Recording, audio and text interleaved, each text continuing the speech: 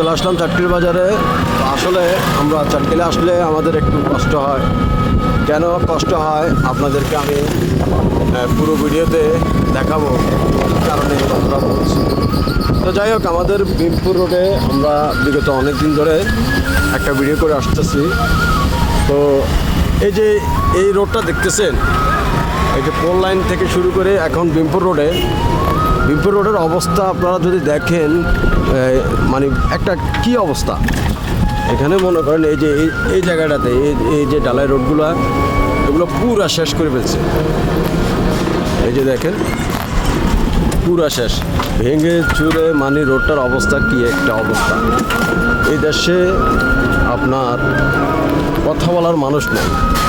এই যে দেখেন বড় বড় গাড়ি, ট্রাক ঢুকে, মানে ভীমপুর এলাকার রোডগুলোর কী অবস্থা করবে।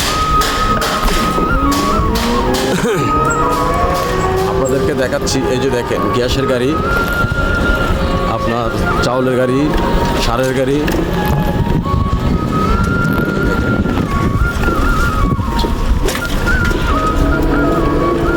দেখেন এগুলো একটা গোডাউন। হ্যাঁ,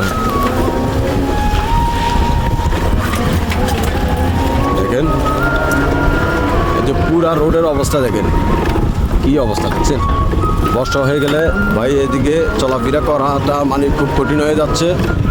তারপরে আপনার বিভিন্ন বড় বড় বালুর ট্রাক এসে রাস্তাটা কী অবস্থা করছে দেখছেন। এই দেখেন রাস্তাটার পুরা কী অবস্থা করছে। এদেশে প্রভাবশালী যারা আসছে তাদের বল দেখাইয়া মানে রাস্তাগুলার কোনো একটা সাংস্কৃতিক কোনো অবস্থা নাই, মানে সাধারণ জনগণ চলাটা খুবই কষ্টকর হয়ে যাচ্ছে। ভাই এদেশে আপনি বড় বড় পয়সাওয়ালাদের সাথে কথা বলে পারবেন না, তবে প্রতিবাদ তো করতে পারবেন। একটা প্রতিবাদ করেন, সব কিছু ঠিক হয়ে যাবে। আপনারা দেখেন ভীমপুর এলাকার যে ঢালাই রোডটা, কত সুন্দর একটা রোড ছিল, সেই রোডটা ভেঙে চুরে একবারে পুরা নষ্ট হয়ে গেছে।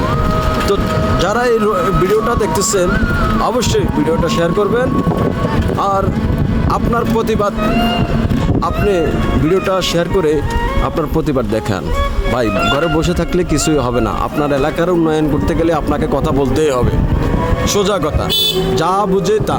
আমার কথা হলো যে এলাকার রোডঘাট সুন্দর, আপনার পরিবেশও সুন্দর। এখন রোডঘাট যদি আপনার অসুবিধা হয়ে যায়, তাহলে আপনি সামনের দিকে কোনো কিছুই করতে পারবেন না। তো সবাই ভালো থাকবেন, সুস্থ থাকবেন, আর ভালো লাগলে আমাদের ভিডিওটি শেয়ার করে যাবেন। আসসালামু আলাইকুম।